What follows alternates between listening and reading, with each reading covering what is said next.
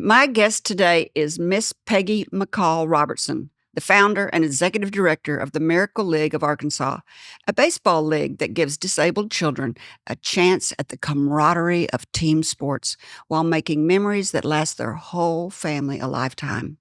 Peggy says the idea for this very special, magical memory bubble called the Miracle Field came one day while sitting in a ballpark proudly watching her own son.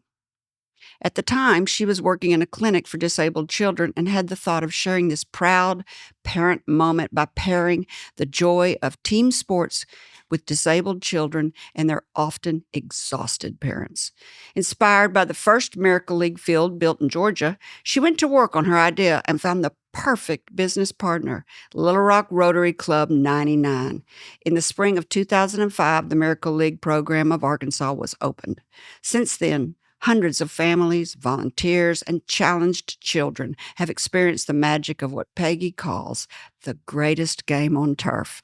It is with great pleasure I welcome to the table the dreamer, the doer, the woman with a wide, wide heart, founder and executive director of the Miracle League of Arkansas, Miss Peggy McCall-Robertson.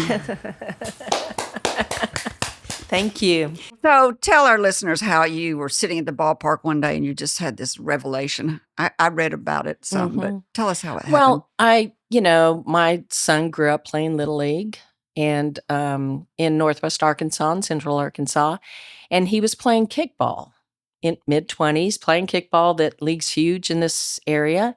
And so I went to a game one day, still showing up and watching my kid play ball, and another lady there. We realized our kids played Little League together. And we started reminiscing about that. And then when I drove out of that ballpark, I thought, man, the parents at KidSource need to have the same memories I do. And that's when I went to work. I thought about football. No, don't know anything about soccer. And so I just felt like baseball would be the easiest. And you were really focused on almost the parents more than the kids. Oh, yeah. Well, I knew the kids were going to be winners. That's a given.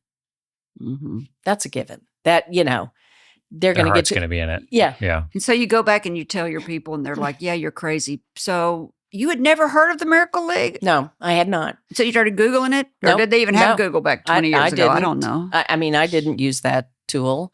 No, I went to Mayor Daley at the time and I said, hey, I've got this idea. And he goes, what do you want? What do you got? And I said, I want to do a baseball program. And it's for disabled kids and adults. And so I need some land. I'm not buying land. I said, you've got land we can use, but do not put us way out nowhere because our parents it's struggle enough to get their gear, wheelchair, walker, whatever, slow moving gear, all in and tucked right. So give me a place and he goes, I've heard something about a Miracle League. I said, well, who is it? And he goes, I don't remember. I said, well, when you figure that out, let me know because I'm doing it. So we need to work together. That's when the Rotary Club 99 came in. He said he heard something about the Miracle League. Yeah, that someone wanted to do it in town. Did you go in and call it a Miracle League? No. He just happened to know that there was something called a Miracle League one time. And because he had heard about it in town. So Club 99 wanted to do a centennial gift to the city. And they had gone and seen a field. Oh. And so they had that already churning within the club. What? And so, timing is godly. Well, yeah. If you get out of your way, it works out. It does. All right. Yeah. So finally I found them and I was like, I'm doing this. We need to team up. Yeah. So you go to the one in Birmingham, Alabama, and you think, oh my gosh, this is the vision I had. Or what did you think? I sat there and analyzed, like their graphics on the wall. That wasn't my thing. Their turf, I wasn't sure about it because it was a carpet type turf. You have to have special turf. Yeah. Mm-hmm. And so we came back and we did tiles. What does that mean? It's our original field was about the size of a big coffee can and recycled tires crushed into a shape. And they're like the rubber mat kind of things. And 2 inches thick for fall zone. They make playgrounds out of this now. What's the same thing that's in the gym when you go work out and you drop your weights on it? Yes, but thicker. And so we had those. So anyway, We started playing in fall of 2006. So Rotary Club raised the money and built the field and then handed it over. Mark Davis and I, we had a little push and pull because I was like so gung-ho. And he goes, now, pal, this is how we're doing it. Pal. That's what he calls you? Pal. That's not a word I'd use on you, but okay. I think he calls lots of people pal. He must. It's his thing. Yeah. So you've been in business 20 years. Are you planning anything for your 20th? No, we've got a fundraiser coming up. That'll be a lot of fun. That you do every year or just once a year? So it's not really it's not really for your 20 year. No, but it's just your annual fundraiser. So when is it and where is it? Okay, so it's a Miracle League Burger Competition, and it is Sunday the 27th, and it's up in the Heights on Kavanaugh, and I'm really excited about it this year. We've got some amazing competitors coming. It's up the game. So World Food Championship, this is a qualifying event for World Food Championship. Someone will win a golden ticket to go to Indianapolis and compete on a world stage.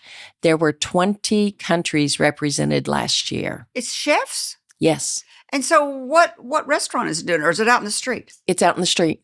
So chefs are going to bring their grills or whatever. Yes. Yeah. They're going to bring their food trucks. No trucks. I give them asphalt on the street. They bring their tent, their grill, their tables, whatever they need to execute. It can be a home chef. It can be a chef. They've had Michelin star people compete in World Food. James Beard people compete at World Food. And so the World Food is where if whoever wins today gets to go to World Food. Mm-hmm, mm-hmm. So we're a qualifying event for World Food in the burger category. In the burger category. So we are doing burgers across America this year, Sunday, April 27th on Kavanaugh in the Heights. And you get your ticket online. Go to miracleleaguear.com, hit up our Facebook, follow us, and you can get a $30 ticket and free beer. If you're not doing the beer, you get a $15 ticket. How'd you get to do this? How did Miracle League land this fundraiser? This is a great fundraiser. I mean, I just had an idea. Oh my God. Here we go again. She's a dreamy. No, we were kicking around one night around a campfire and said, let's do something different for a fundraiser. And we're like, everybody loves a burger. Well, let's do a burger competition. And that just started rolling. How many years have you done this? This is our 4th. Well, I'm coming to that too. Yeah, you need to. Keep following you around. Yeah. If you enjoyed this video, be sure to check out the full interview on the right side of the screen. Want to see more of Kerry's interviews? Subscribe to our YouTube channel to stay up to date with all of her latest shows. And as always, thank you for watching.